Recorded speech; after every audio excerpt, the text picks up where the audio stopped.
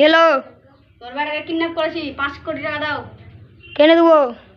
কেন ওটা তোমার বেটা, তুমি 5 কোটি টাকা দেবে? কেন আমি দেবো? তোমার কাছে আছে, আমাকে দিবে তুমি টাকা। আমার বেটা তো আমি চুরি করেছি, আমি কেন টাকা দেবো? তুমি দিবে? ওটা কার বাচ্চা? কেন তোমার? কার কাছে আছে? আমার কাছে। কে টাকা দিবে? আমি না, এটা তো হলো না। তুমি দিবে টাকা? কার বাচ্চা? তোমার। কে টাকা দিবে তাহলে? আমি। তুমি টাকা দিবা কি? না, দেবো না। ভাগ চালা এখান থেকে।